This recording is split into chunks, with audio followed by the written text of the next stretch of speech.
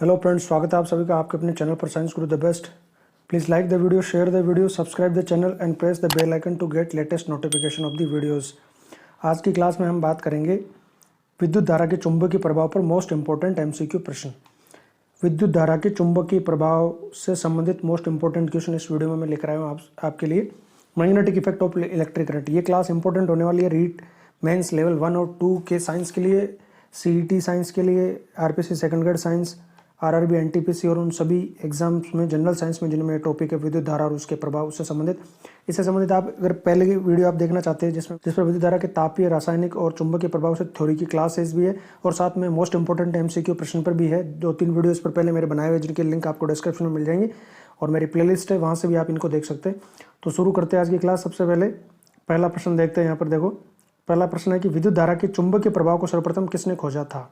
विद्युत धारा का चुंबकीय प्रभाव, magnetic effect of electric current, इसकी खोज सबसे पहले किसने की थी? ये प्रश्न है। तो हेनरी ने, फैराडे ने, या ओरस्टेड ने, या वोल्टा ने? तो देखो यहाँ पर सही आंसर हो जाएगा ओरस्टेड। इसका पूरा नाम था hence Christian Oersted. Hence Christian Oersted ने सबसे पहले विद्युत धारा के चुंबकीय प्रभाव की खोज की थी और ये खोज जो है वो अचानक हुई थी, सडन। यानी कैसे हुई थी? तो ये विद्युत धारा प्रवाहित कर रहा था किसी तार में और उसके पास में एक दिक्सूची रखी हुई थी, कंपास निडल रखी हुई थी, जो दिशा बताने वाला यंत्र होता है ना, दिशा सूचक यंत्र, वो रखा हुआ था। तो इसने ये देखा कि कंपास निडल होता है उसके अंदर एक इस तरह से एक सुई होती है और वो सुई एक छोटी चुंबक होती है, ये एक चुंबक होती है। तो यहाँ पास में जब वायर में से करंट फ्लो हो तो इसमें डिफ्लेक्शन हुआ, इस कंपास के निडल में विचलन हुआ। तो इस विचलन से इसने ये ऑब्जर्व किया, ये देखा कि कंपास निडल में अगर विचलन हो रहा है इसका मतलब इसके पास में कोई दूसरी चुंबक उपस्थित है। अब यहाँ पर कोई दूसरी चुंबक तो नहीं है, तो फिर चुंबक कौन है? ये विद्युत धारा जिस तार में प्रवाहित हो रही है, तार ही चुंबक के जैसे काम कर रहा है। तो इस तरह से उन्होंने चुंबकीय प्रभाव की खोज की कि जब किसी विद्युत तार में या विद्युत चालक में विद्युत धारा प्रवाहित की जाती है तो वो चुंबक के जैसे व्यवहार करने लगता है, यानी वो चुंबक बन जाता है। यानी ये विद्युत प्रवाही जो तार है, ये चालक है, ये खुद अब एक चुंबक बन जाएगा। इसके चारों तरफ एक क्षेत्र उत्पन्न हो जाएगा जिसको हम चुंबकीय क्षेत्र कहेंगे, जिसमें हम इस चुंबक के बल को संसूचित कर सकते हैं, पता लगा सकते हैं, महसूस कर सकते हैं। तो सर्वप्रथम है क्रिश्चियन ओरस्टेड ने 1830 ईस्वी में इसको पता लगाया था। तो देखो सबसे पहले इसके बारे में थोड़ा बात करते हैं कि हेंस क्रिश्चियन ओरस्टेड ने 1830 ईस्वी में ये खोजा कि किसी धातु के तार में अगर विद्युत धारा प्रवाहित करे तो पास में रखी दिक्सूची में विक्षेप उत्पन्न हुआ। तो अपने परीक्षण के आधार पर ओरस्टेड ने यह प्रमाणित किया कि विद्युत और चुंबकत्व परस्पर संबंधित परिघटना है, यानी विद्युत से चुंबकत्व उत्पन्न किया जा सकता है और इसका उल्टा भी हो सकता है, यानी चुंबकत्व से विद्युत उत्पन्न की जा सकती है, जिसको किया था फैराडे ने। तो उसकी भी हम बात करेंगे आगे। उनके अनुसंधानों ने आगे जाकर नई नई प्रौद्योगिकी जैसे रेडियो, टीवी आदि का सर्जन किया। उन्हीं के समान में चुंबकीय क्षेत्र की तीव्रता का मान ओरस्टेड रखा जाता है। तो चुंबकीय क्षेत्र की तीव्रता का मान मात्रक ओरस्टेड इन्हीं हेंस क्रिश्चियन ओरस्टेड के समान में रखा जाता है। अगला प्रश्न है कि निम्नलिखितों पर विचार कीजिए। चुंबकीय क्षेत्र का परिमाण और दिशा दोनों होते हैं। चुंबकीय क्षेत्र है कहीं चुंबक के उत्तरी ध्रुव से प्रकट होती है और दक्षिणी ध्रुव में विलीन हो जाती है। इनमें से कौन सा कथन सत्य है? केवल पहला, केवल दूसरा, या दोनों ही नहीं? तो चुंबकीय क्षेत्र का परिमाण और दिशा दोनों होते हैं, यानी वो सदिश है कि अदिश है ये बताना है। वह राशि जिसमें परिमाण और दिशा दोनों आवश्यक होती है उसे सदिश राशि कहते हैं और केवल परिमाण जिसमें होता है वो केवल अदिश राशि कहलाता है। तो चुंबकीय क्षेत्र सदिश राशि है कि अदिश राशि है? और दूसरा स्टेटमेंट है कि चुंबकीय क्षेत्र रेखा चुंबक के उत्तर ध्रुव से प्रकट होती है और दक्षिण ध्रुव पर विलीन हो जाती है। तो देखो दोनों स्टेटमेंट सही है, पहला भी सही है और दूसरा भी सही है। चुंबकीय क्षेत्र एक सदिश राशि है जिसमें चुंबकीय क्षेत्र के परिमाण के साथ साथ जिसमें चुंबकीय क्षेत्र की तीव्रता को हम टेस्ला में प्रकट करते हैं। टेस्ला इसकी इकाई है, या वेबर पर मीटर स्क्वायर, या ओरस्टेड। तो परिमाण होता है और उसके साथ साथ दिशा भी होती है और दिशा हमेशा चुंबकीय क्षेत्र की दिशा मानी जाती है चुंबक के उत्तरी ध्रुव से दक्षिणी ध्रुव की तरफ, चुंबक के नॉर्थ पोल से साउथ पोल की तरफ, यानी ये चुंबकीय क्षेत्र की दिशा ली जाती है। क्यों ली जाती है? क्योंकि चुंबकीय क्षेत्र बल रेखाएं जो होती है वो बाहर, किसी चुंबक के बाहर, वो उत्तरी ध्रुव से प्रकट होती है और दक्षिणी ध्रुव की तरफ जाती है। दक्षिणी ध्रुव पर वो मर्ज हो जाती है। Emerge from north pole and merge at south pole, यानी वो विलीन हो जाती है दक्षिण ध्रुव पर और वो निकलती है उत्तरी ध्रुव से चुंबक के बाहर, और चुंबक के अंदर वो दक्षिणी ध्रुव से उत्तर ध्रुव की तरफ चलती है। ठीक है, तो ये दोनों स्टेटमेंट सही है। इसके बारे में थोड़ा सा और समझते। देखो, किसी चुंबक के चारों ओर का वह क्षेत्र जिसमें उसके बल का संसूचन किया जा सकता है, यानी बल को महसूस किया जा सकता है चुंबक के बल को, वह उस चुंबक का चुंबकीय क्षेत्र कहलाता है, मैग्नेटिक फील्ड कहलाता है। चुंबकीय क्षेत्र एक सदिश राशि होती है जिसमें परिमाण और दिशा दोनों होती है और दिशा जैसा मैंने बताया आपको चुंबकीय उत्तरी ध्रुव से दक्षिण ध्रुव की तरफ मानी जाती है। चुंबकीय बल रेखाएं काल्पनिक वक्र रेखाएं होती है जो चुंबक के चारों तरफ होती है और बाहर की तरफ ये चुंबक के उत्तरी ध्रुव से प्रकट होती है और दक्षिण ध्रुव पर विलीन हो जाती है। चुंबक के भीतर चुंबकीय क्षेत्र रेखाओं की दिशा उसके दक्षिणी ध्रुव से उत्तरी ध्रुव की तरफ होती है, दक्षिणी ध्रुव से उत्तरी ध्रुव की तरफ होती है। अतः चुंबकीय क्षेत्र रेखा एक बंद वक्र होती है, यानी एक बंद वक्र बनाती है, क्लोज्ड कर्व बनाती है। तो देखो चुंबकीय बल रेखाओं के बारे में बताते हैं आपको, या मैं बात करता हूँ चुंबकीय बल रेखाओं की। जैसे मान लो एक छड़ चुंबक है, ये छड़ चुंबक है, तो इस छड़ चुंबक का ये उत्तरी ध्रुव है और ये दक्षिणी ध्रुव है। तो बाहर की तरफ ये उत्तरी ध्रुव से निकलती है और दक्षिणी ध्रुव पर अंदर प्रवेश करती है, यानी वो प्रकट होती है उत्तरी ध्रुव से और दक्षिणी ध्रुव पर विलीन हो जाती है बाहर की तरफ। इस तरह से ये बंद वक्र बनाती है, ऐसे इस तरह से। अब चुंबकीय बल रेखाएं जो होती है वो काल्पनिक रेखाएं होती है। इनको प्राप्त कैसे किया जाता है? तो दिक् सूचक सूची को रख के, कंपास बॉक्स को रख के, जैसे मान लो यहाँ पर कंपास बॉक्स रखा, अब जहाँ पर उसका नॉर्थ एंड पॉइंट कर रहा है चुंबकीय क्षेत्र, वहाँ पर पॉइंट बना लिया, फिर यहाँ पर रखा, यहाँ पॉइंट बना लिया। इस तरह से घुमाते जाएंगे उसको एक सिरे से दूसरे सिरे की तरफ, तो इस तरह से वो एक बंद वक्र बना लेगा, यहाँ से वो इस तरफ आ जाएगा ऐसे। तो चुंबकीय बल रेखाएं चुंबक के बाहर उत्तरी ध्रुव से प्रकट होती है और दक्षिणी ध्रुव की तरफ जाती है इस तरह से। अंदर की तरफ ये दक्षिणी ध्रुव से, चुंबक के अंदर दक्षिणी ध्रुव से उत्तरी ध्रुव की तरफ जाती है।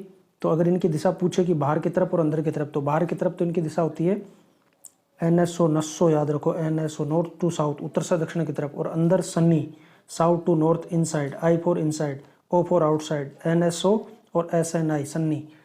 इन अंदर की तरफ साउथ टू नॉर्थ, दक्षिण ध्रुव से उत्तरी ध्रुव, और बाहर की तरफ उत्तर से दक्षिण की तरफ ये ट्रेवल करती है, जाती है। अब इनका संकेंद्रण या कंसंट्रेशन जो है ना वो ध्रुवों की तरफ ज़्यादा होता है। देखो यहाँ पर ये दूर दूर रहती है बीच में यहाँ पर, लेकिन जैसे जैसे वो ध्रुवों के पास आती है यहाँ पर इनका संकेंद्रण बढ़ता जाता है, कंसंट्रेशन बढ़ता जाती है। जहाँ पर जितनी ज़्यादा चुंबकीय बल रेखाएं होती है वहाँ पर चुंबकत्व का मान या चुंबकीय क्षेत्र की तीव्रता अधिकतम होती है। तो ध्रुवों पर चुंबकीय क्षेत्र की तीव्रता अधिक होती है, क्योंकि ये पास पास रहती है।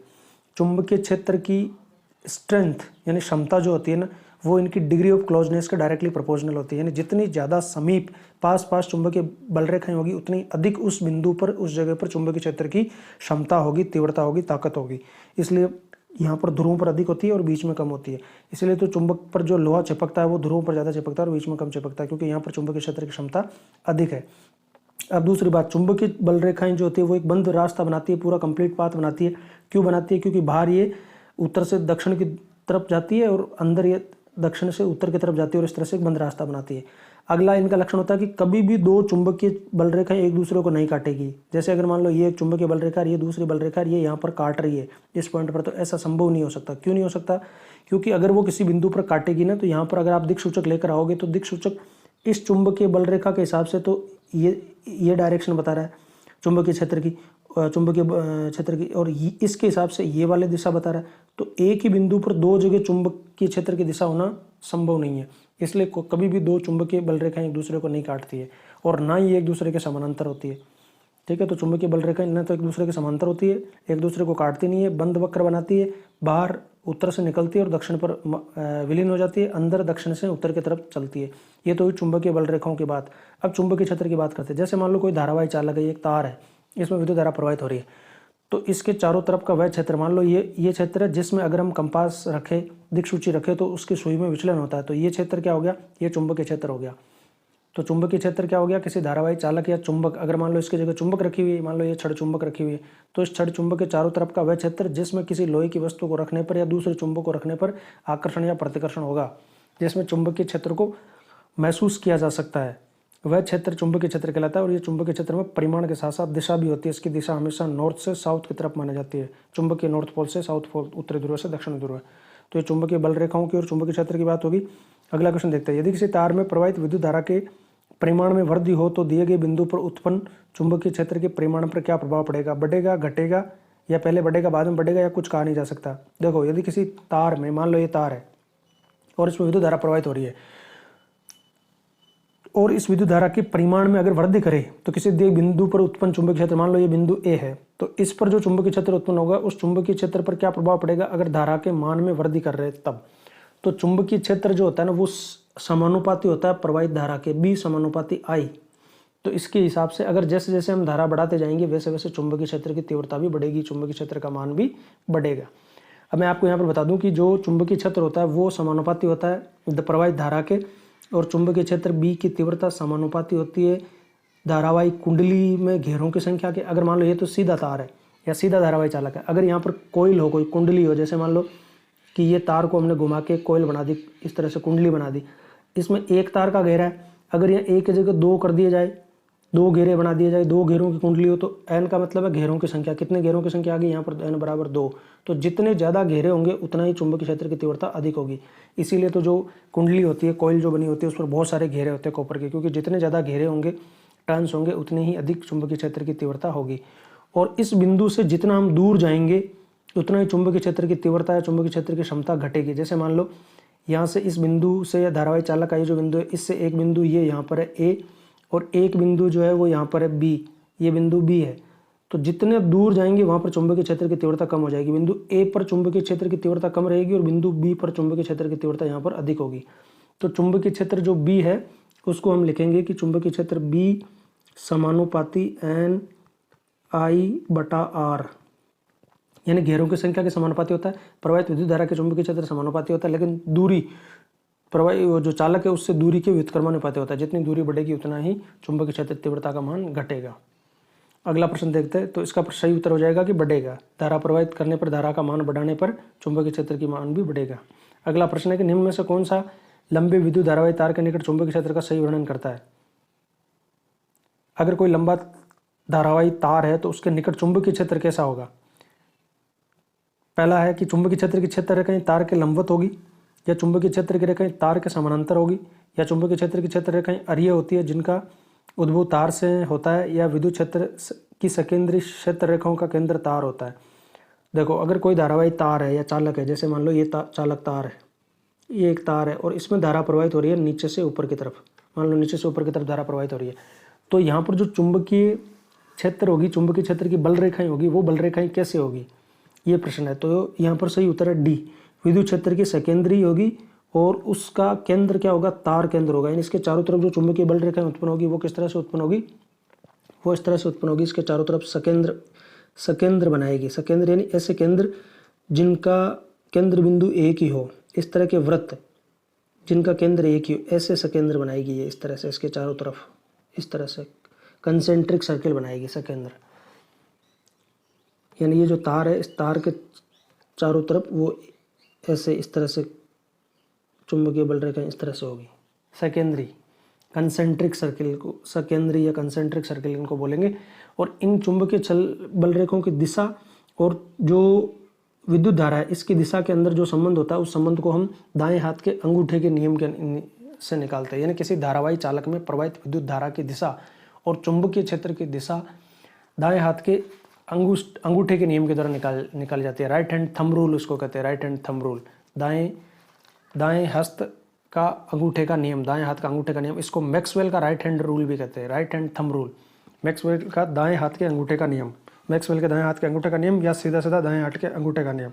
इस नियम के अनुसार अगर हम इस तार को अपने हाथ में इस तरह से पकड़े कि तार में प्रवाहित धारा अंगूठे की दिशा में हो, और अगर हम अंगुलियों को मोड़ ले, उस तार को बीच में रख के अंगुलियां उसके चारों तरफ मोड़ ले, तो मुड़ी हुई अंगुलियां चुंबकीय बल रेखाओं की दिशा को बताएगी। यानी प्रवाहित धारा की दिशा में अगर हम तार को ऐसे अपने मुट्ठी में पकड़े कि तार में प्रवाहित धारा अंगूठे की दिशा में रहे, तो हमारे हाथ की मुड़ी हुई अंगुलियां चुंबकीय बल रेखाओं की दिशा को बताएगी। यही मैक्सवेल का दाएं हाथ का अंगूठे का नियम है, या दाएं हाथ का अंगूठे का नियम कहलाता है।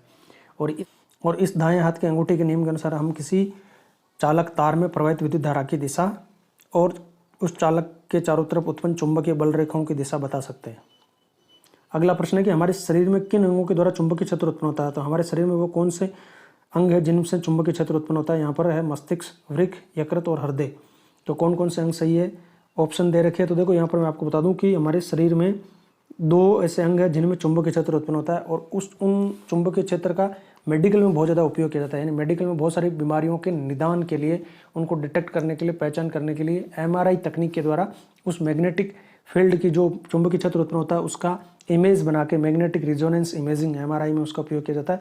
और ये दो अंग है मस्तिष्क और हृदय।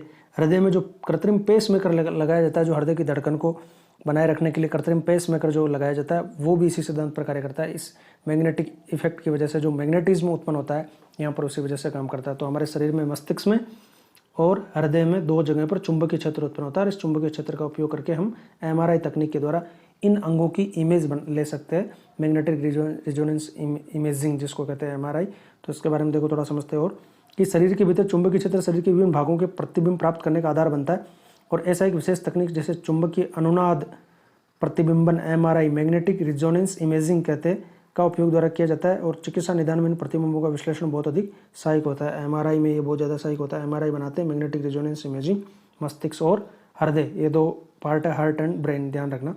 अगला क्वेश्चन है कि विद्युत मोटर एक ऐसी युक्ति है जो परिवर्तित करती है। विद्युत मोटर, तो देखो विद्युत मोटर क्या करती है, जब हम मोटर को चालू करते हैं तो वो इलेक्ट्रिक एनर्जी को कंज्यूम करके और कोई कार्य जो उस मोटर के द्वारा जिस करवाना है, जैसे पंखा चलाना है या पानी निकालना है, वो काम हो जाता है, तो यांत्रिक ऊर्जा में चेंज करती है। यानी मोटर विद्युत ऊर्जा को यांत्रिक ऊर्जा में चेंज करने वाली डिवाइस होती है। तो ये ऑप्शन यहाँ पर हो जाएगा बी, विद्युत ऊर्जा को यांत्रिक ऊर्जा में बदलने वाली युक्ति है विद्युत मोटर। विद्युत जनित्र, जनरेटर क्या करता है, विद्युत ऊर्जा को रासायनिक ऊर्जा में, विद्युत ऊर्जा को यांत्रिक ऊर्जा में, यांत्रिक ऊर्जा को विद्युत ऊर्जा में, रासायनिक ऊर्जा को विद्युत ऊर्जा में। तो जनरेटर या डायनेमो जो होता है वो यांत्रिक ऊर्जा को विद्युत ऊर्जा में बदलता है। जनरेटर से हम इलेक्ट्रिसिटी जनरेट करते हैं, जनरेटर यानी टू जनरेट इलेक्ट्रिसिटी, यानी इलेक्ट्रिसिटी बनानी है हमको, यानी विद्युत ऊर्जा बनानी है। तो विद्युत ऊर्जा कैसे बनती है, जब वो जनरेटर चलेगा, जनरेटर एक यंत्र हो गया, तो यांत्रिक ऊर्जा से विद्युत ऊर्जा, तो यांत्रिक ऊर्जा को विद्युत ऊर्जा में बदलने वाली युक्ति का नाम विद्युत जनित्र या डायनेमो विद्युत चुंबकीय प्रेरण के सिद्धांत पर आधारित एक ऐसा उपकरण है जो यांत्रिक ऊर्जा को विद्युत ऊर्जा में परिवर्तित करता है। विद्युत जनित्र में यांत्रिक ऊर्जा का उपयोग चुंबकीय क्षेत्र में रखे किसी चालक को घूर्णी गति प्रदान करने में किया जाता है, जिसके फलस्वरूप विद्युत धारा उत्पन्न होती है। अब ये इसका जो मुख्य प्रिंसिपल है, जो सिद्धांत जिस पर यह काम करता है, वो है विद्युत चुंबकीय प्रेरण। और विद्युत चुंबकीय प्रेरण में हम क्या करते हैं कि किसी चालक को विद्युत चुंबकीय क्षेत्र में रख के किसी चालक को घूर्णी गति यानी उसको घुमाया जाता है, घूर्णन करवाया जाता है चुंबकीय क्षेत्र में, और ऐसा करने से उसमें विद्युत धारा उत्पन्न हो जाती है, प्रेरित विद्युत धारा उत्पन्न हो जाती है, और उस प्रेरित विद्युत धारा का उपयोग हम बाहर कर सकते हैं। और यहाँ पर जो है वो दो नियम काम में आते हैं, फ्लेमिंग का बाएं हाथ का नियम और फ्लेमिंग के दाएं हाथ का नियम। फ्लेमिंग का बाएं हाथ और दाएं हाथ का नियम, तो बाएं हाथ का नियम मोटर के लिए काम करता है और दायां हाथ का नियम जो है वो जनरेटर के लिए काम करता है। तो सबसे पहले देखो मोटर को समझते हैं कि मोटर के सिद्धांत पर काम करती है। तो मोटर जिस सिद्धांत पर काम करती है वो है ईएमएफ यानी इलेक्ट्रोमोटिव फोर्स, विद्युत वाहक बल। विद्युत मोटर का जो सिद्धांत है वो विद्युत वाहक बल है। अब ये विद्युत वाहक बल क्या होता है, विद्युत वाहक बल ये होता है कि जब किसी धारावाही चालक को चुंबकीय क्षेत्र में रखा जाता है तो उस धारावाही चालक अपने ऊपर, तो वो धारावाही चालक अपने ऊपर एक बल का अनुभव करता है, और उस बल की वजह से वो धारावाही चालक घूमने लगता है, घूर्णन गति करने लगता है। तो इसी बल को विद्युत वाहक बल कहते हैं, और इस बल की वजह से वो धारावाही चालक घूर्णन करने लगता है, रोटेशन करने लगता है, और रोटेशन करने के फलस्वरूप उससे जो भी काम हम करवाना है, यांत्रिक ऊर्जा हम उत्पन्न कर सकते हैं, उसको रोटेट कर सकते हैं, उसके एक्सल को रोटेट कर सकते हैं। तो विद्युत वाहक बल इसका सिद्धांत है।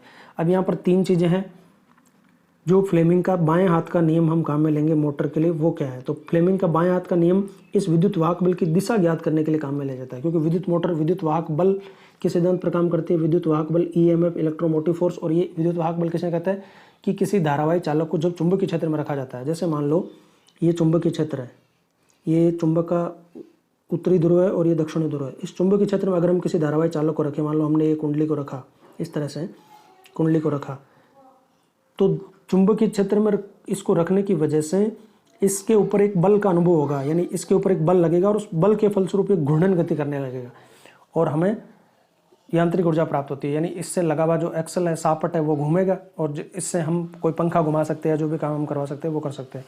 तो यहाँ पर हमें इस विद्युत वाहक बल की दिशा निकालने के लिए फ्लेमिंग के बाएं हाथ का नियम काम में लेना है। फ्लेमिंग के बाएं हाथ का नियम, अब ये फ्लेमिंग के बाएं हाथ का नियम क्या है, तो इसमें तीन चीज़ें हैं देखो, और तीनों एक दूसरे से 90 डिग्री के कोण पर होती है।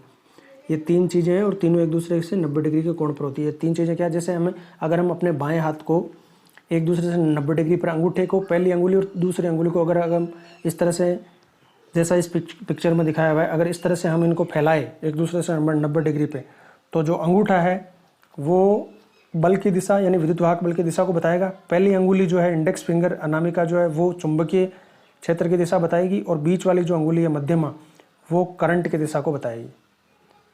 तो एफ बी आई, एफ यानी बल विद्युत वाहक बल, बी यानी मैग्नेटिक फील्ड यानी कि चुंबकीय क्षेत्र की दिशा, और आई यानी करंट विद्युत धारा की दिशा। ये तीनों हमें इस तरह से पता चल जाएगी जैसा इस पिक्चर में दिखाया हुआ है इस हिसाब से। अब विद्युत मोटर कैसे काम करती है इसके बारे में थोड़ा सा आपको बताता हूँ, विद्युत मोटर का प्रिंसिपल और विद्युत मोटर कैसे काम करती है। तो विद्युत मोटर में क्या होता है कि दो चुंबक होती है, यानी एक चुंबक होती है परमानेंट चुंबक नो, और उसके बीच में हम एक कुंडली को रखते हैं इस तरह से, ये कुंडली है। तो चुंबकीय क्षेत्र में एक कुंडली को रखा जाता है, जैसे मान लो ये चुंबक है और ये इसका दक्षिणी, ये उत्तरी ध्रुव है और ये दक्षिणी ध्रुव है। इनके बीच में ये कॉइल रखी जाती है, कुंडली रखी जाती है। एक कुंडली नहीं होती, उस पर बहुत सारे घेरे होते हैं। ये सिंपल इसको बताने के लिए आपको एक कॉइल का घेरा इस तरह से ABCD बताया गया है। अब अगर फ्लेमिंग के बाएं हाथ के नियम के अनुसार अगर इसमें धारा, जैसे मान लो बाहर से सर्किट में हम इसको धारा दे रहे हैं और इस तरह से धारा प्रवाहित हो रही है A से B की तरफ और C से D की तरफ। जब AB में धारा की दिशा ऊपर की तरफ है A से B की तरफ और चुंबकीय क्षेत्र की दिशा ये है, तो अब अगर हम बाएं हाथ के अंगूठे के हिसाब से अगर हम A से B ये जो धारा की दिशा है इसमें बीच वाली अंगुली को रखें और जो पहली अंगुली उसको N से S वाली दिशा में रखें, तो अंगूठा जो है वो हमको बताएगा इस पर AB पर जो बल लगेगा उसकी दिशा को। तो अगर A से B की तरफ ये धारा की दिशा I की दिशा है, A से B की तरफ अगर I की दिशा है ऊपर की तरफ, तो I की दिशा में अगर हम यानी धारा की दिशा में अगर बीच वाली अंगुली रखें और अगर ये नॉर्थ से साउथ की तरफ यानी दक्षिण से पूर्व की तरफ हो, ये उत्तर से अगर दक्षिण की तरफ हो ये चुंबकीय बल की दिशा, तो अंगूठा नीचे की तरफ जाएगा, यानी इस पर जो बल लगेगा वो नीचे की साइड में बल लगेगा। और जब इस पर नीचे की तरफ बल लगेगा उसी समय इस पर CD में जो धारा की दिशा उल्टी है C से D, तो इस पर ऊपर की तरफ बल लगेगा। तो इस कॉइल पर एक सिरे पर नीचे की तरफ बल लग रहा है AB पर और CD पर ऊपर की तरफ बल लग रहा है, तो ये आधा चक्कर पूरा हो जाएगा। और आधा चक्कर पूरा होते ही ये D वाला जो है ना, ये पार्ट इधर इस ब्रश से आकर जुड़ जाएगा, इधर X ब्रश से, और ये वाला जो AB वाला पार्ट जो यहाँ पर जुड़ा हुआ है वो AB वाला पार्ट इधर आके इससे जुड़ जाएगा ब्रश Y से। तो अब इसमें बाहर से जो करंट है उसकी दिशा चेंज होगी। बाहर से सर्किट से जो पहले करंट A से B की तरफ जा रहा था, लेकिन अब AB की जगह ये आ गई DC, यहाँ ये D है ये C है, तो अब इसमें करंट क्या हो जाएगा D से C की तरफ, पहले C से D था और ये AB इधर आ गई, यहाँ B आ गया और यहाँ A हो गया, तो इसमें करंट की दिशा B से A हो गई। तो करंट की दिशा बदल गई, तो अब इन पर बल की दिशा बदल जाएगी, यानी पहले जब इधर नीचे की तरफ लग रहा था तो अब इसमें इस वाली पे नीचे की तरफ लगेगा और इधर वाली पे ऊपर की तरफ लगेगा, तो ये गोल गोल गोल गोल घूमती जाएगी, इस तरह से ये रोटेट करती जाती है। तो फ्लेमिंग के बाएं हाथ के नियम के हिसाब से हम ये तीनों की दिशा निकालते हैं और इस हिसाब से इसकी वर्किंग को हम समझा सकते हैं कि किस तरह से ये काम करती है। अगर ये बल की दिशा है और ये मैग्नेट यानी चुंबकीय क्षेत्र की दिशा और ये करंट की दिशा है, ये अंगूठा है, अंगूठे से पता चलता है, और ये अनामिका पहली अंगुली से B चुंबकीय क्षेत्र की दिशा और मध्यमा से धारा की दिशा। अगला प्रश्न है, निम्नलिखित प्रश्नों पर विचार कीजिए। दिष्ट धारा DC सदैव एक ही दिशा में प्रवाहित होती है। प्रत्यावर्ती धारा AC एक निश्चित समय अंतराल के बाद अपनी दिशा में परिवर्तन कर लेती है। सुदूर स्थानों पर विद्युत धारा को प्रत्यावर्ती धारा के रूप में प्रेषित किया जाता है। तो देखो पहला कथन सही है कि DC का मतलब डायरेक्ट करंट हमेशा एक ही दिशा में प्रवाहित होती है, और प्रत्यावर्ती धारा अल्टरनेटिव करंट AC जो होती है वो एक निश्चित समय के अंतराल के बाद अपनी दिशा परिवर्तित कर लेती है। मतलब आधे चक्कर में, एक साइकिल में एक चक्कर में 2 बार इसकी दिशा बदलती है। आधे चक्कर में इसकी दिशा एक तरफ रहती है तो आधे चक्कर में इसकी दिशा दूसरी तरफ रहती है, यानी एक चक्कर पूरा करने में ये 2 बार अपनी दिशा बदलती है। और दूर स्थानों पर अगर विद्युत धारा को भेजना है तो DC करंट नहीं भेज सकती, क्योंकि DC करंट में कुछ डिस्टेंस के बाद में यानी 1-2 मीटर के बाद में ये विद्युत धारा का जो है वो ये नष्ट हो जाती है, क्षीण हो जाती है। तो लंबी दूरी तक भेजने के लिए जो विद्युत लाइनें होती है, जो तार होते हैं संचरण के लिए, वो प्रत्यावर्ती धारा को भेजने के लिए काम लेता है। प्रत्यावर्ती धारा दूर स्थानों पर भेजने में क्षरण नहीं होता, इसका ये नष्ट नहीं होती, इसलिए ये ज़्यादा बेटर है। तो सारे कथन सही है यहाँ पर। देखो यहाँ थोड़ा इसका एक्सप्लेनेशन हम देखते हैं कि दिष्ट धारा सदैव एक ही दिशा में प्रवाहित होती है, जबकि प्रत्यावर्ती धारा एक निश्चित अंतराल के पश्चात अपनी दिशा को परिवर्तित करती रहती है। अधिकांश विद्युत शक्ति संयंत्र में प्रत्यावर्ती विद्युत धारा का उत्पादन होता है। जो विद्युत शक्ति संयंत्र है तो उनमें प्रत्यावर्ती धारा उत्पन्न होती है, AC करंट पैदा किया जाता है।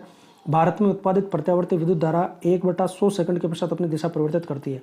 1/100 सेकंड इसलिए क्योंकि भारत में जो प्रत्यावर्ती धारा है उस प्रत्यावर्ती धारा की आवृत्ति होती है 50 हर्ट्ज, 50 हर्ट्ज। हमारे घरों में जो करंट आता है वो 50 हर्ट्ज आवृत्ति वाला करंट आता है। हर्ट्ज का मतलब होता है साइकिल पर सेकंड, और ये एक साइकिल में 2 बार इसकी दिशा बदलती है। तो 50 हर्ट्ज का मतलब हो गया कि 1 सेकंड में 50 साइकिल पूरा करती है, और एक साइकिल में 2 बार दिशा बदलती है, तो 1 सेकंड में 100 बार इसकी दिशा बदलती है। अगला प्रश्न देखते हैं, हमारे घरों में जो विद्युत की सप्लाई की जाती है उसमें कितने वोल्ट और हर्ट्ज पर होती है। तो वोल्टेज होता है 220 वोल्ट और हर्ट्ज होता है 50 हर्ट्ज। तो ऑप्शन जिसमें ये है वो सही हो जाएगा। तो 220 वोल्ट और 50 हर्ट्ज, हमारे घरों में जो करंट आता है उसकी वोल्टता यानी वोल्टेज 220 वोल्ट होता है, और उसकी आवृत्ति जो होती है वो 50 हर्ट्ज होती है। 50 हर्ट्ज का जैसे मैंने आपको बताया, हर्ट्ज का मतलब है साइकिल प्रति सेकंड, यानी 50 साइकिल पर सेकंड कंप्लीट करती है। 1 सेकंड में 50 साइकिल पूरे होते हैं, और एक साइकिल में यानी एक चक्कर में, जैसे ये एक चक्कर है तो इसमें परिपथ में एक चक्कर में वो 1 सेकंड में 50 चक्कर पूरे होते हैं, और एक चक्कर में 2 बार दिशा बदलती है, इसलिए इसकी आवृत्ति जो होती है 1/100 सेकंड होती है। 1/100 सेकंड, 1/100 सेकंड का मतलब कि 100 बार दिशा बदलती है 1 सेकंड में, क्योंकि 1 सेकंड में 50 चक्कर पूरे होते हैं और एक चक्कर में 2 बार दिशा बदलती है। कार बैटरी के संबंध में सही कथन कौन सा है। कार बैटरी के संबंध में किसकी वोल्टता सामान्यतः 12 वोल्ट होती है। इसमें इलेक्ट्रोड शीशा और लोहे के बने होते हैं, उपयुक्त दोनों या कोई नहीं। तो सही उत्तर है यहाँ पर केवल कि इसकी वोल्टता सामान्यतः 12 वोल्ट होती है। कार में जो इलेक्ट्रोड होते हैं वो लेड ऑक्साइड और लेड के होते हैं। जो धनात्मक है वो लेड ऑक्साइड का PbO2 का बना होता है, लेड पेरोक्साइड, और ऋणात्मक केवल लेड का बना रहता है। तो ये लोहा नहीं आएगा यहाँ पर, सीसा सही है। इलेक्ट्रोड सीसा और सीसा के ऑक्साइड के बने होते हैं। कार की बैटरी में एक या अधिक सेल होते हैं और श्रेणीक्रम में जुड़े रहते हैं। उदाहरण के लिए अगर 12 वोल्ट की बैटरी में है तो 6 सेल श्रेणीक्रम में होते हैं। प्रत्येक सेल में 2 प्लेटें होती हैं, धनात्मक और ऋणात्मक, और दोनों प्लेटों के बीच में कोई विद्युत कुचालक रखा जाता है ताकि दोनों प्लेटें अलग अलग रह जाए, आपस में छुए नहीं। और प्लेट और उनको अलग रखने वाला ये जो कुचालक आदि है वो जल और तनु सल्फ्यूरिक अम्ल में डूबा रहता है। यह तेजाब जिसको हम कहते हैं सल्फ्यूरिक अम्ल में डूबा रहता है, ये विद्युत अपघट्य का काम करता है, सल्फ्यूरिक अम्ल। और धनात्मक प्लेट बनी रहती है लेड ऑक्साइड PbO2 की, लेड पेरोक्साइड की, और ऋणात्मक प्लेट बनती है लेड की। तो ये ध्यान रखना, विद्युत अपघट्य के रूप में सल्फ्यूरिक अम्ल होता है और धनात्मक टर्मिनल लेड पेरोक्साइड का बनता है और ऋणात्मक केवल लेड का बना रहता है। 12 वोल्ट की बैटरी जनरली हम कार में और इनमें काम में लेते हैं। श्रेणीक्रम में 6 सेल 2-2 वोल्ट के जुड़े रहते हैं। अगला प्रश्न है कि किसी विद्युत परिपथ में परिपथ के प्रतिरोध को परिवर्तित करने के लिए किस युक्ति का उपयोग किया जाता है? वोल्ट मीटर का, एमीटर का, धारा नियंत्रक का या विद्युत मोटर का? तो देखो, वोल्ट मीटर से हम क्या मेजर करते हैं? वोल्टेज यानी विद्युत विभव, विभवांतर मेजर करते हैं। जैसे मान लो अगर ये तार है तो इस तार ये जुड़ा हुआ है मान लो सर्किट में, तो इस तार के दोनों सिरों के बीच में विभवांतर कितना है ये मेजर करने के लिए हम समानांतर क्रम में लगाएंगे वोल्ट मीटर। वोल्ट मीटर हमेशा समांतर क्रम में लगता है। एमीटर विद्युत धारा को नापने के लिए, जैसे इस परिपथ में कितनी विद्युत धारा प्रवाहित हो रही है तो यहाँ पर हमने एमीटर जोड़ दिया। एमीटर हमेशा श्रेणी क्रम में जोड़ा जाता है, ये विद्युत धारा को नापता है। धारा नियंत्रक जिसको रियोस्टेट कहते हैं, ये एक बेलनाकार इस तरह से सिलेंड्रिकल होता है, एक बेलनाकार पाइप सा होता है कुचालक पदार्थ के ऊपर। इस पर बहुत सारे तार लपेटे रहते हैं, नाइक्रोम के तार या इस तरह से तार घेरे होते हैं। इस पर एक खिसकने वाली इसका वो नियंत्रक या कंट्रोलर होता है जिसको हम खिसका सकते हैं। तो ये प्रतिरोध, अलग अलग प्रतिरोध वाले तार होते हैं इसमें। ये तो जितने तार को हमने खिसका दिए उतने तारों में से करंट इसमें बहेगा। तो इस तरह से प्रतिरोध को कम या ज़्यादा करके हम धारा को नियंत्रित कर सकते हैं। तो प्रतिरोध के परिवर्तन के लिए जिससे हम धारा को नियंत्रित कर सके, इसके लिए हम धारा नियंत्रक या रियोस्टेट को काम में लेते हैं। क्योंकि R inversely proportional to I, व्युत्क्रमानुपाती होता है I के। R का मान जितना अधिक होगा उतना I का मान कम रहेगा, क्योंकि ओम के नियम के अनुसार से हिसाब से V बराबर होता है IR। ठीक है, तो R का सूत्र यहाँ से क्या हो जाएगा? V बटा I बराबर R, यानी I का मान ज़्यादा होगा तो R का मान कम होगा। तो हम R के मान को ज़्यादा कर देंगे तो I का मान कम हो जाएगा, R के मान को कम कर देंगे तो I का मान ज़्यादा हो जाएगा। तो इस तरह से I के मान को यानी धारा को नियंत्रित करने के लिए हम किसका काम में लेते हैं? हम धारा को नियंत्रित करने के लिए, क्योंकि वोल्टेज तो 220 वोल्ट का करंट आ रहा है तो फिक्स है। तो अब आपको धारा नियंत्रित करनी है, कम या ज़्यादा धारा चाहिए। ठीक है, कुछ ऐसे डिवाइसेस होते हैं जिसमें आपको कम या ज़्यादा धारा चाहिए, जैसे रेगुलेटर है, मान लो उस पर कम या कम स्पीड से चलाना, मिक्सर है, तो ऐसे में हम धारा नियंत्रक लगाते हैं, वहाँ पर रियोस्टेट का प्रयोग करते हैं या किसी परिपथ में। तो वो धारा नियंत्रक कैसे काम करता है? प्रतिरोध को कम या ज़्यादा करके वो I को, धारा को नियंत्रित करता है। तो सही उत्तर यहाँ पर हो जाएगा धारा नियंत्रक, ऑप्शन तीसरा। धारा नियंत्रक एक अवरोधक है जिसका उपयोग धारा को नियंत्रित करने के लिए किया जाता है। ये बिना किसी रुकावट के परिपथ में प्रतिरोध को अलग करने में सक्षम है। अब अगला प्रश्न है कि बैटरी के प्रचालन का मूल सिद्धांत क्या है? बैटरी किस सिद्धांत पर काम करती है? अम्ल आधारित अंतरक्रिया पर या अपोहन डायलिसिस पर? डायलिसिस किडनी में होता है। विद्युत अपघट्य पर या उपापचयन पर? तो यहाँ पर सही उत्तर है उपापचयन। उपापचयन यानी ऑक्सीडेशन रिडक्शन यानी ऑक्सीकरण अपचयन। उपापचयन यानी अपचयन प्लस उपचयन, ये ध्यान रखना। ऑक्सीकरण अपचयन, ऑक्सीकरण अपचयन। ऑक्सीकरण अपचयन क्या होता है? अगर इलेक्ट्रॉनों की कमी हो रही है तो ऑक्सीकरण हो रहा है, और अगर इलेक्ट्रॉन की वृद्धि हो रही है तो अपचयन हो रहा है। तो बैटरी का मेन प्रिंसिपल है ऑक्सीकरण अपचयन या रेडॉक्स रिएक्शन जिसको हम कहते हैं। तो ऑक्सीकरण अपचयन क्या होता है, इसको डिटेल में समझने के लिए आप भौतिक और रासायनिक अभिक्रियाओं के प्रकार, ऑक्सीकरण अपचयन अभिक्रिया को मैंने वहाँ समझा रखा है उस वीडियो में, रासायनिक अभिक्रियाओं के प्रकार में ऑक्सीकरण अपचयन अभिक्रिया में, तो वहाँ से आप इसको अच्छे से समझ सकते हो। बैटरी विद्युत ऊर्जा का स्रोत जिसे रासायनिक ऊर्जा से प्राप्त किया जाता है। 2 या 2 से अधिक विद्युत रासायनिक सेलों के संयोजन को बैटरी कहते हैं। एक विद्युत रासायनिक सेल इलेक्ट्रोड तथा विद्युत अपघट्य विलयन से निर्मित होता है तथा ऑक्सीकरण अपचयन अभिक्रिया के द्वारा रासायनिक ऊर्जा को विद्युत ऊर्जा में रूपांतरित करता है। यानी combination of cell is known as battery. एक सेल, इसी तरह से ये दूसरा सेल, ये तीसरा सेल, इस तरह से अगर सेलों का संयोजन है तो उसको हम कहेंगे बैटरी। ठीक है, ये बैटरी हो गई इस तरह से। तो ये पॉजिटिव लाइन और ये नेगेटिव लाइन छोटे वाले। जैसे मान लो 2-2 वोल्ट के यहाँ पर 3 सेल है तो 2 वोल्ट 2 वोल्ट और 2 वोल्ट यानी 6 वोल्ट की बैटरी होगी ये कुल मिला के। अब इसमें 2 तो होते हैं इलेक्ट्रोड इस बैटरी में। जैसे मान लो यहाँ पर एक इलेक्ट्रोड है और एक दूसरा इलेक्ट्रोड यहाँ पर है और एक इलेक्ट्रोड यहाँ पर है। तो जो पॉजिटिव और एक यहाँ पर विद्युत अपघट्य रहेगा, विद्युत अपघट्य विलयन रहेगा। तो जो पॉजिटिव से जुड़ा हुआ है, जो धनात्मक टर्मिनल से जुड़ा हुआ है, जो धन सिरे से जुड़ा रहेगा, इसको तो हम कहेंगे एनोड। और जो बैटरी के ऋणात्मक सिरे से, इससे ऋणात्मक सिरे से जो जुड़ा रहेगा इस इलेक्ट्रोड का, यानी ये वाला जो इलेक्ट्रोड है, इस इलेक्ट्रोड का नाम हो जाएगा कैथोड। ये कैथोड है। ठीक है, अब एनोड और कैथोड पर जो ऑक्सीकरण अपचयन अभिक्रिया होती है वही इसका बैटरी का मुख्य सिद्धांत है। अभी ऑक्सीकरण अपचयन अभिक्रिया कैथोड और एनोड पर होती कैसे, इसको हम समझते हैं। देखो जो यहाँ पर विद्युत अपघट्य लिया है उसका अपने आयनों में वियोजन होगा। तो जैसे अभी हमने यहाँ पर विद्युत अपघट्य के रूप में मान लो सल्फ्यूरिक अम्ल लिया है H2SO4, तो H2SO4 का किस तरह से वियोजन होगा इसको हम समझते हैं। देखो जब धारा प्रवाहित करेंगे तो जो अपघट्य है उसका अपने आयनों में यानी H2SO4 का H+ और सल्फेट माइनस में वियोजन हो जाएगा। अब ये जो H+ है ना, ये जाएगा माइनस वाले इलेक्ट्रोड की तरफ, माइनस वाले इलेक्ट्रोड की तरफ यानी कैथोड पर, और जो सल्फेट है इस पर माइनस चार्ज है तो ये जाएगा धन इलेक्ट्रोड की तरफ यानी एनोड पर। तो एनोड पर क्या अभिक्रिया होगी, देखो एनोड पर क्या अभिक्रिया होगी इसको हम समझते हैं। एनोड पर क्या होगा, एनोड पर जब SO4- जाएगा तो एनोड पर क्या करेगा, ये एनोड पर जाकर अपने 2 इलेक्ट्रॉन दे देगा, तो एनोड पर इलेक्ट्रॉन निकलेंगे। ठीक है, तो एनोड पर इलेक्ट्रॉन निकले तो इलेक्ट्रॉन का निकलना ऑक्सीकरण, तो एनोड पर ऑक्सीकरण की अभिक्रिया होगी। अब कैथोड पर क्या होगा, तो कैथोड पर हाइड्रोजन जाएगा, ये ऋणायन H+, और ये जो इलेक्ट्रॉन है वो ये लेगा। मान लो इसने 1 इलेक्ट्रॉन लिया और ये बना लेगा हाइड्रोजन H2। 2 हाइड्रोजन के परमाणु है तो 2 इलेक्ट्रॉन लेकर हाइड्रोजन गैस बना लेंगे H2। तो यहाँ पर क्या हुआ, इलेक्ट्रॉन ग्रहण किए। इलेक्ट्रॉन का ग्रहण करना क्या होता है, अपचयन, रिडक्शन। तो यहाँ पर एनोड पर क्या हुआ, ऑक्सीकरण, एनोड ऑक्सीकरण, एनोड ऑक्सीकरण। कैथोड पर क्या हुआ, अपचयन हुआ। तो ये ऑक्सीकरण अपचयन ही बैटरी का मुख्य सिद्धांत है। निम्न में से किसने सर्वप्रथम ये खोजा कि गतिशील चुंबक का उपयोग विद्युत धारा उत्पन्न करने के लिए किया जा सकता है। सबसे पहले 1820 में हेंस क्रिश्चियन ओरस्टेड ने विद्युत धारा के चुंबकीय प्रभाव की खोज की 1820 में। और उसने क्या बताया, उसने ये बताया कि विद्युत और चुंबकत्व एक दूसरे से परस्पर संबंधित घटनाएं हैं कि अगर किसी तार में, जैसे मान लो ये तार है, अगर इसमें विद्युत धारा प्रवाहित करे तो इस तार के चारों ओर एक चुंबकीय क्षेत्र उत्पन्न हो जाता है। इसे ही विद्युत धारा का चुंबकीय क्षेत्र कहते हैं, चुंबकीय प्रभाव कहते हैं, यानी ये चुंबक जैसे व्यवहार करने लगेगा। तो फिर फैराडे ने सोचा कि अगर विद्युत धारा प्रवाहित करने से चुंबक उत्पन्न की जा सकती है, चुंबकत्व उत्पन्न किया जा सकता है, तो इसका उल्टा भी हो सकता है, यानी चुंबक की वजह से विद्युत उत्पन्न की जा सकती है। क्या ऐसा संभव है? तो उसने अपने प्रयोग किए, और प्रयोग करने के बाद 1830 में माइकल फैराडे ने विद्युत चुंबकीय प्रेरण के अपने नियम दिए, सिद्धांत दिए। ये कुंडली है जिसमें बहुत सारे तार है, और इसके पास में एक चुंबक लेकर आए, छड़ चुंबक लेकर आए, जैसे मान लो ये N और ये S, और इसको बार बार आगे पीछे इस तरह से गति करवाए। एक बार आगे लेके जाए, एक बार पीछे लेके जाए, आगे लेके जाए, पीछे लेके जाए। तो इस कुंडली में से निकलने वाली चुंबकीय बल रेखाएं जब पास में आएगी तो ज़्यादा चुंबकीय बल रेखाएं निकलेगी, दूर जाएगी तो कम चुंबकीय बल रेखाएं निकलेगी, यानी फ्लक्स में परिवर्तन होगा। इस कुंडली के फ्लक्स में परिवर्तन होगा, और इस फ्लक्स में परिवर्तन की वजह से इस कुंडली में एक धारा उत्पन्न हो जाएगी, और ये धारा प्रेरित विद्युत धारा कहलाएगी, और यही विद्युत चुंबकीय प्रेरण कहलाता है। और यही जनरेटर का प्रिंसिपल है। जनरेटर जो है इसी सिद्धांत पर काम करता है।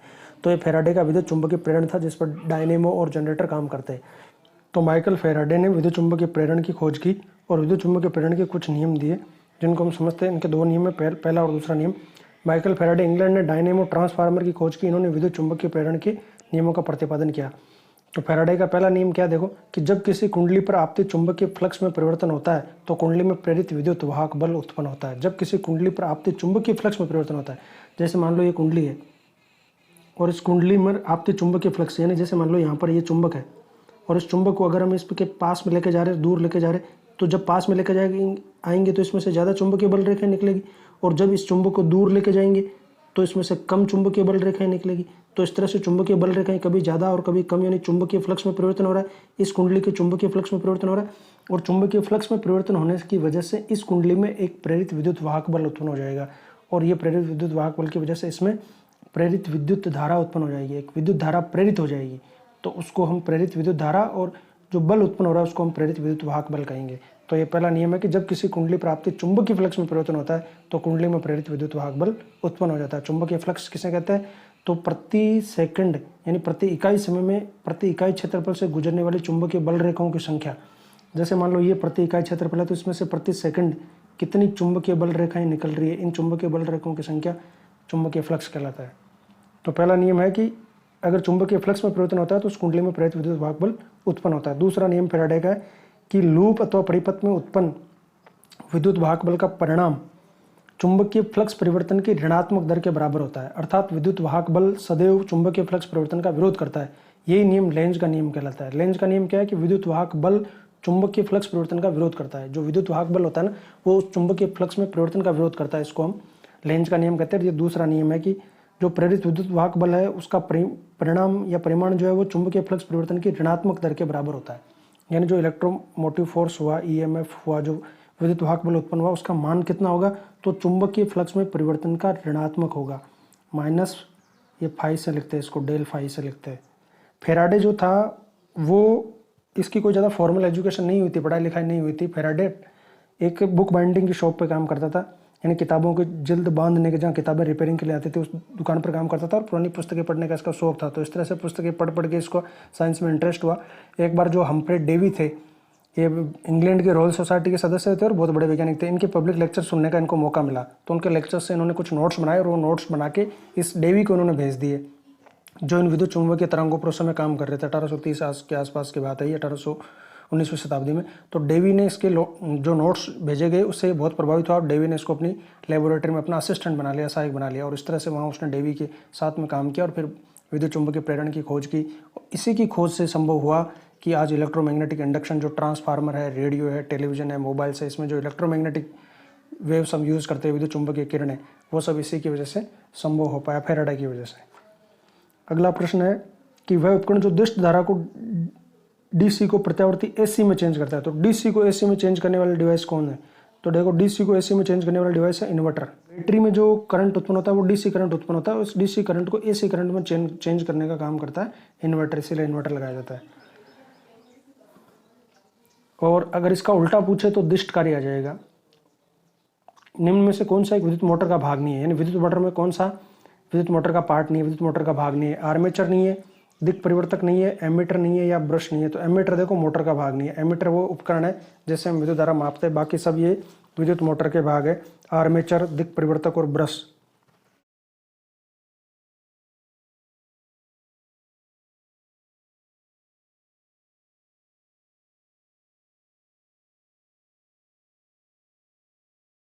अगला प्रश्न देखते हैं, विद्युत धारा को मापने के लिए इस्तेमाल किया जाने वाला उपकरण है। विद्युत धारा को नापने के लिए एमीटर, वोल्टमीटर, गैल्वेनोमीटर या पोटेंशियोमीटर।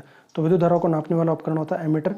वोल्टमीटर से विभवांतर नापते और गैल्वेनोमीटर से हम विद्युत धारा की उपस्थिति का पता लगाते, किसी परिपथ में विद्युत धारा उपस्थित है या नहीं। और पोटेंशियोमीटर वोल्टमीटर की जगह काम में लिया जाता है, ये किसी सेल का ईएमएफ मेजर करने के लिए काम में लिया जाता है। इलेक्ट्रोमोटिव फोर्स यानी विद्युत वाहक बल और सेल का आंतरिक प्रतिरोध निकालने के लिए काम में लिया जाता है पोटेंशियोमीटर। वोल्टमीटर की जगह पोटेंशियोमीटर को लगाया जाता है, यानी वोल्टमीटर हटा के वोल्टमीटर की जगह पोटेंशियोमीटर लगाया जाता है। ये एक यही काम करता है लगभग, यानी ये भी सेल और बैटरी के कंसेप्ट में फिर हमें ईएमएफ निकालना होता है तो वहाँ पर हम पोटेंशियोमीटर लगाते हैं। पोटेंशियोमीटर ईएमएफ निकालने के लिए, यानी विद्युत वाहक बल, किसी सेल या बैटरी का विद्युत वाहक बल निकालने के लिए हम पोटेंशियोमीटर लगाते हैं। सेल का आंतरिक प्रतिरोध निकालने के लिए भी हम पोटेंशियोमीटर काम में लेते हैं। अगला प्रश्न है कि कौन विद्युत रोधी नहीं है इनमें से? लाख, चारकोल, शीशा और एबोनाइट। तो देखो, लाख, शीशा और एबोनाइट ये विद्युत रोधी पदार्थ है, लेकिन चारकोल विद्युत रोधी नहीं है। चारकोल कार्बन का अक्रिस्टलीय अपरूप है और ये विद्युत रोधी नहीं होता, इसमें चालकत्व का गुण होता है, एक सुचालक होता है। अगला प्रश्न है कि कौन सबसे अच्छा कुचालक है? तो देखो, इनमें सबसे अच्छा कुचालक जो है वो है लकड़ी। ये सब कुचालक है, एबोनाइट, रुई, लकड़ी, कागज, लेकिन सबसे अच्छा कुचालक है लकड़ी। निम्न में से किसके द्वारा तड़ित उत्पन्न होती है? तड़ित क्यों उत्पन्न होती है? विद्युत शक्ति के द्वारा, विद्युत विसर्जन के द्वारा या विद्युत क्षरण के द्वारा, विद्युत दाब के द्वारा। तड़ित, जिसको हम कहते हैं लाइटनिंग, आकाशीय बिजली, ये क्यों उत्पन्न होती है? तो इसके उत्पन्न होने का कारण है विद्युत विसर्जन, डिस्चार्जिंग। डिस्चार्ज होते हैं, बादल डिस्चार्ज होते हैं। ये जब बादल होते हैं, जैसे इन बादलों के पास में आपस में रगड़ने की वजह से इनमें आवेश उत्पन्न हो जाते हैं। और जैसे मान लो इनमें ये इस तरह से प्लस आवेश या माइनस आवेश, प्लस आवेश इस तरह से उत्पन्न हो गई, तो बहुत ज़्यादा आवेश जब इनके पास में इकट्ठा हो जाता है तो फिर ये आवेश को अब अपने अंदर नहीं रख सकते, तो आवेश को इनको डिस्चार्ज करना है, यानी इस चार्ज को डिस्चार्ज होना है इनको। तो डिस्चार्ज होने के लिए एक बादल से दूसरे बादल के बीच में डिस्चार्जिंग हो सकती है, या कई बार बहुत अधिक अगर इनके पास आवेश हो गए तो ये बादल से पृथ्वी के बीच में भी डिस्चार्ज वाली प्रोसेस हो सकती है, यानी ये जो आवेश है वो पृथ्वी को स्थानांतरित कर दिए जाते हैं, जिससे वो बिजली जो है आकाशीय बिजली ज़मीन पर गिरती है। तो ये विद्युत विसर्जन की घटना है, डिस्चार्जिंग। बिजली की उच्च वोल्टता वाले तार पर बैठे पक्षी को विद्युत मारण नहीं होता। क्यों नहीं होता? क्योंकि उसमें उच्च प्रतिरोधक शक्ति होती है पक्षी में, या उसका शरीर भूमि से संपर्क कर जाता है, या वह विद्युत धारा के प्रवाह के लिए संवृत पंथ नहीं बनाता, या उसके पैर सुविद्युत रोधी होते हैं। तो देखो, इसका सही उत्तर है कि वह विद्युत धारा के प्रवाह के लिए संवृत पथ नहीं बनाता। उच्च वोल्टता वाले तार पर वो पक्षी बैठा है, यानी जो लाइव वायर होता है, लाइव वायर, फेज वायर, उसमें उच्च वोल्टता का करंट है। जैसे मान लो कि 220 वोल्ट तो हमारे घरों में आता है, बाकी जो LT और वो जो लाइन आती है उसमें बहुत ज़्यादा अधिक वोल्टेज होता है। जैसे 11,000 की वो लाइन पर बैठा है तो 11,000 वोल्ट का करंट इसमें, 11,000 वोल्ट का का करंट है, लेकिन इसके साथ में जो इसमें उच्च वोल्टता है।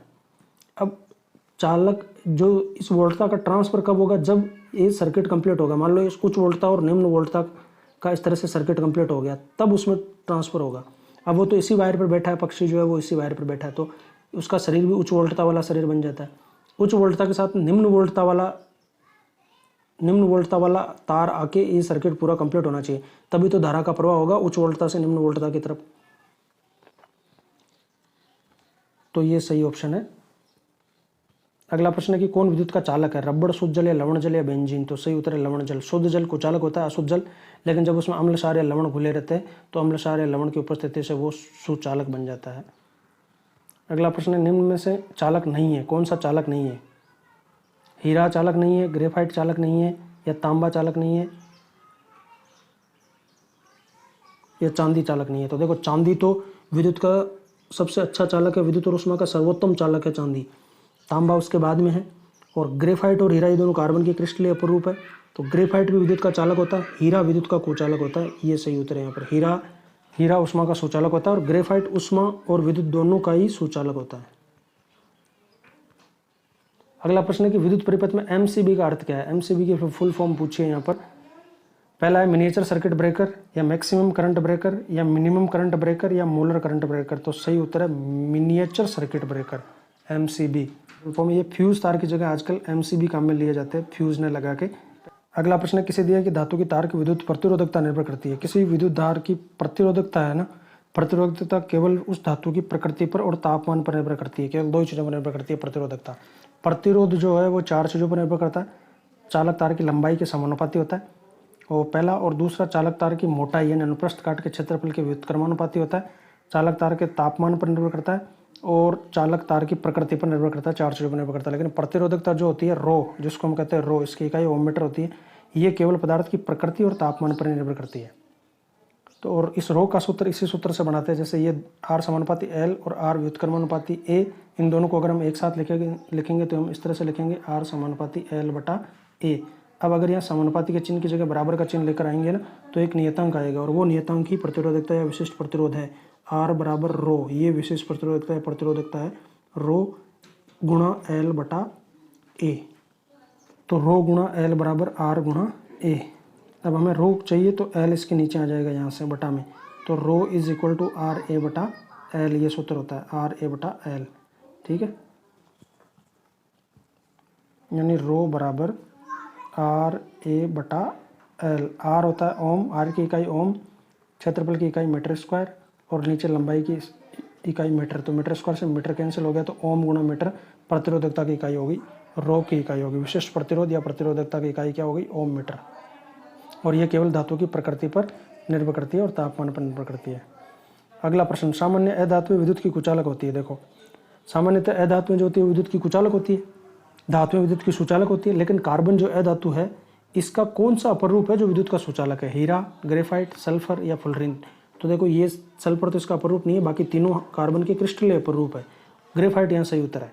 ग्रेफाइट कार्बन का वह क्रिस्टलीय अपरूप है जो विद्युत का सुचालक होता है। देखो कार्बन के अक्रिस्टलीय अपरूपों में से चारकोल है जो विद्युत का सुचालक है, और क्रिस्टलीय अपरूपों में ग्रेफाइट है जो विद्युत का सुचालक है। ये ध्यान रखना, चारकोल विद्युत का सुचालक है जो अक्रिस्टलीय है, और ग्रेफाइट जो कार्बन का क्रिस्टलीय अपरूप है ये भी सुचालक है। ग्रेफाइट क्यों सुचालक है इसको समझते हैं। देखो ग्रेफाइट कार्बन का एक उपयोगी बहुरूप है। ग्रेफाइट में प्रत्येक कार्बन परमाणु 3 अन्य कार्बन परमाणुओं के साथ में सहसंयोजी बंध के द्वारा जुड़ा रहता है। सहसंयोजी बंध वह बंध होता है जिसमें इलेक्ट्रॉन की साझेदारी होती है, इलेक्ट्रॉन का स्थानांतरण नहीं होता। जब दो परमाणु के बीच में इलेक्ट्रॉन की साझेदारी होती है तो इस तरह से जो बंध बनता है वो सहसंयोजी बंध होता है। प्रत्येक कार्बन परमाणु के बाएं कक्ष में उपस्थित 4 इलेक्ट्रॉन में से 3 इलेक्ट्रॉन तो सहसंयोजी बंध बनाने के काम में आ जाते हैं ग्रेफाइट में, और प्रत्येक कार्बन परमाणु के पास में चौथा इलेक्ट्रॉन स्वतंत्र होता है जो एक परमाणु से दूसरे परमाणु में स्थानांतरित हो सकता है। इसलिए ग्रेफाइट ऊष्मा और विद्युत का सुचालक होता है। ग्रेफाइट एकमात्र अधातु है जो अपने ठोस अवस्था में विद्युत धारा प्रवाहित करने में सक्षम होती है। ग्रेफाइट की संरचना में ग्रेफाइट एक कार्बन 3 दूसरे कार्बन से जुड़ा रहता है और एक जगह डबल बॉन्ड होता है। अब जब विद्युत धारा प्रवाहित करते हैं तो डबल बॉन्ड हट जाता है और ये सिंगल बॉन्ड में जब कन्वर्ट हो जाता है तो अभी इसके पास में 3 इलेक्ट्रॉन, तो ये 3 सहसंयोजी बंध बना लिए, लेकिन एक इलेक्ट्रॉन इसके पास में फ्री है और ये इलेक्ट्रॉन फ्री इलेक्ट्रॉन मूव कर सकता है, यानी ये विद्युत धारा का चालन कर सकता है। मुक्त इलेक्ट्रॉन तो विद्युत धारा का चालन करते हैं, तो ये मुक्त इलेक्ट्रॉन विद्युत धारा का चालन करेगा। अब ग्रेफाइट और हीरा और इनकी संरचना में क्या अंतर है, ये कार्बन और उसके यौगिकों में आप इनकी संरचना में और इन पर बेस्ड जो क्वेश्चन है उसके लिए आप वो वाला वीडियो देख सकते हैं, कार्बन के अपरूप, कार्बन और उसके यौगिक वाला। उसमें मोस्ट इंपॉर्टेंट क्वेश्चंस मैंने इस वीडियो से इस टॉपिक से रिलेटेड बनाया है, जिसका लिंक आपको डिस्क्रिप्शन में मिल जाएगा। अगला प्रश्न है कि जब एक विद्युत स्त्री को 200 वोल्ट पर प्रचालित करते हैं तो 2 केवी की विद्युत शक्ति का उपयोग करती है। इसके साथ उपयोग में लिए जाने वाले उपयुक्त फ्यूज का अनुमातांक यानी रेटिंग क्या होगी। यानी इतना वोल्टेज है 200 और ये 2 केवी की विद्युत शक्ति है, तो फ्यूज़ की रेटिंग क्या होनी चाहिए, यानी कितनी रेटिंग का फ्यूज़ लगाना चाहिए। देखो फ्यूज़ एक सुरक्षा उपकरण है और ये जब उस परिपथ में जितना करंट अनुमत है, जितना अलाउेबल है, उससे अगर अधिक करंट बहेगा तो इसका गलना कम होता है। फ्यूज़ का तार जो होता है वो सीसा और टिन की मिश्र धातु का बना होता है, सोल्डर पीबी और एसएन।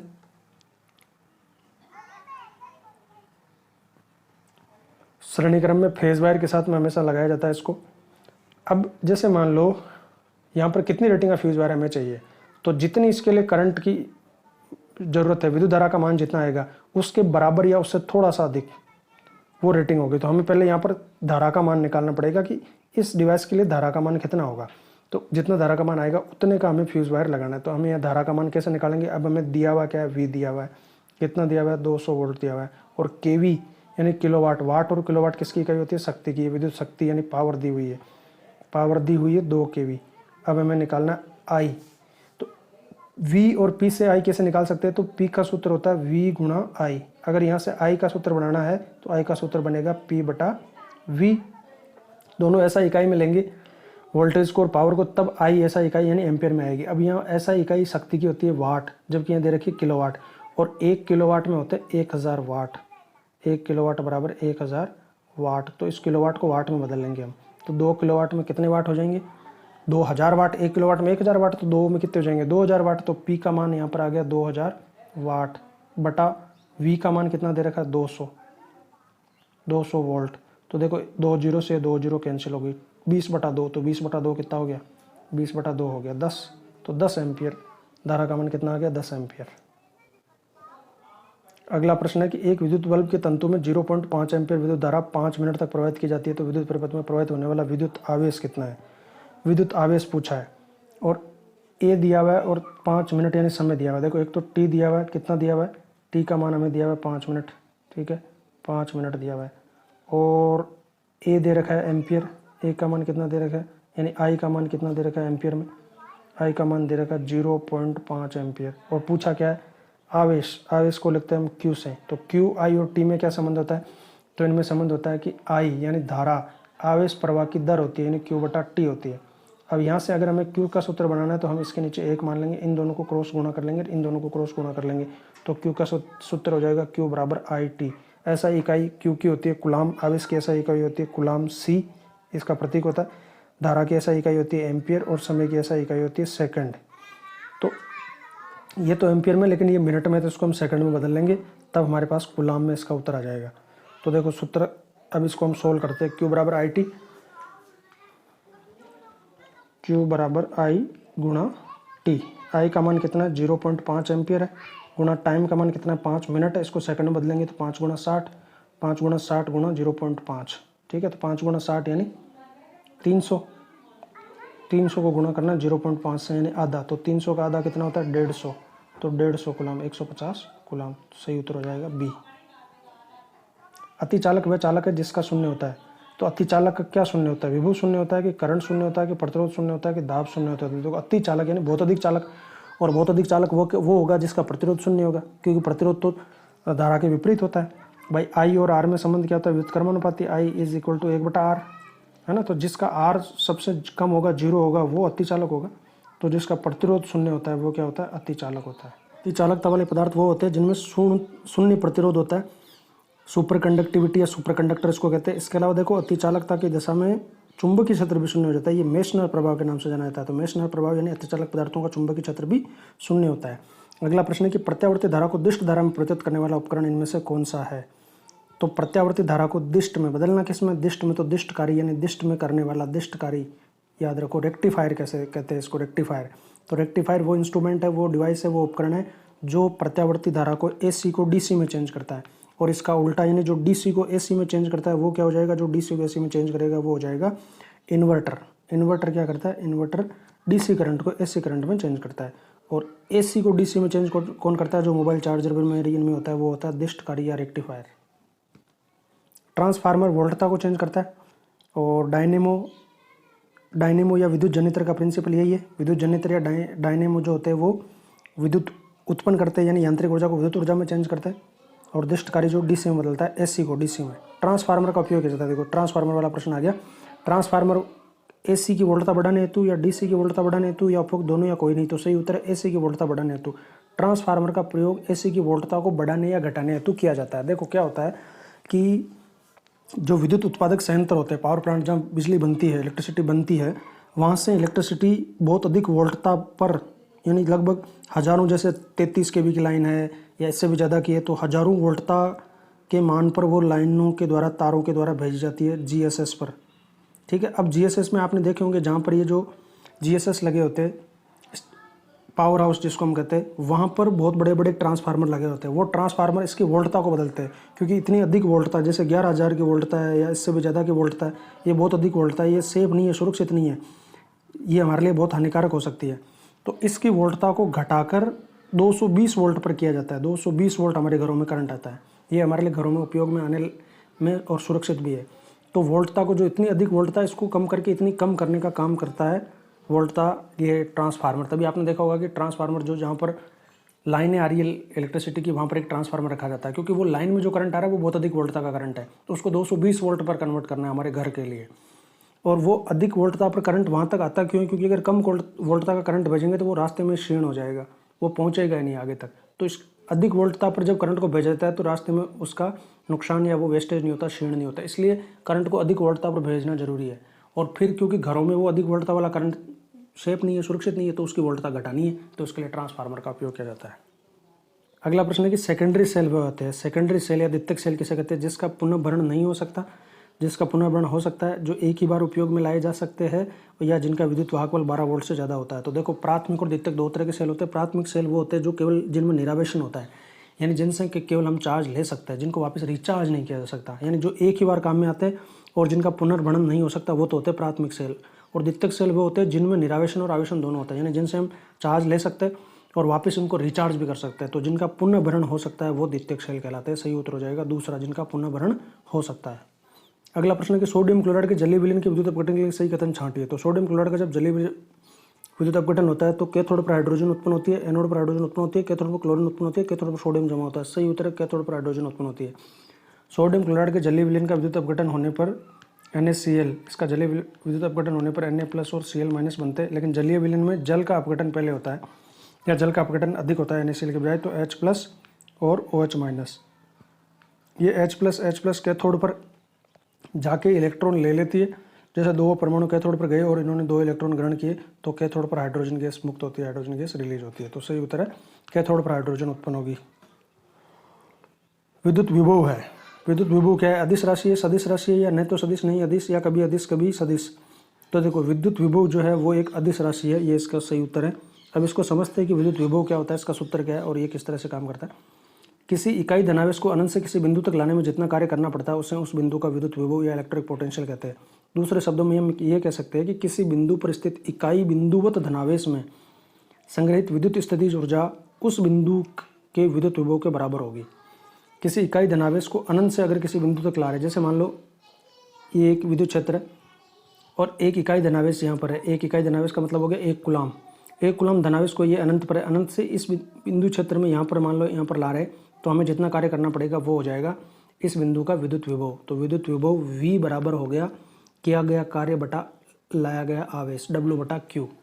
तो सूत्र क्या बन गया? V का सूत्र बन गया, विद्युत विभव का सूत्र बन गया V बराबर W/Q, यानी किया गया कार्य बटा आवेश। अब यहाँ से हम कार्य का सूत्र बना सकते हैं, तो कार्य का या ऊर्जा का सूत्र बन जाएगा W बराबर VQ, जो बहुत सारे न्यूमेरिकल क्वेश्चन में काम आता है। इसी से ही ऊर्जा का सूत्र बनता है, क्योंकि कार्य और ऊर्जा दोनों बराबर होती है, तो विद्युत ऊर्जा E बराबर VQ होता है। ठीक है, विद्युत ऊर्जा परिपथ की ऊर्जा। अब Q जो है यानी आवेश का सूत्र, यहाँ से अगर I वाले सूत्र से अगर हम देखें कि I बराबर क्या होता है, विद्युत धारा किसे कहते हैं, तो आवेश प्रवाह की दर को विद्युत धारा कहते हैं, Q/T। यहाँ से अगर हम Q का सूत्र बनाएंगे तो Q का सूत्र क्या बन जाएगा, I गुणा T, ये दोनों वज्र गुणा हो जाएंगे। तो अगर हम यहाँ E बराबर VIT रखें तो ये हो जाएगी ऊष्मा या ऊर्जा। H बराबर VIT, यही जूल का नियम है, H बराबर VIT।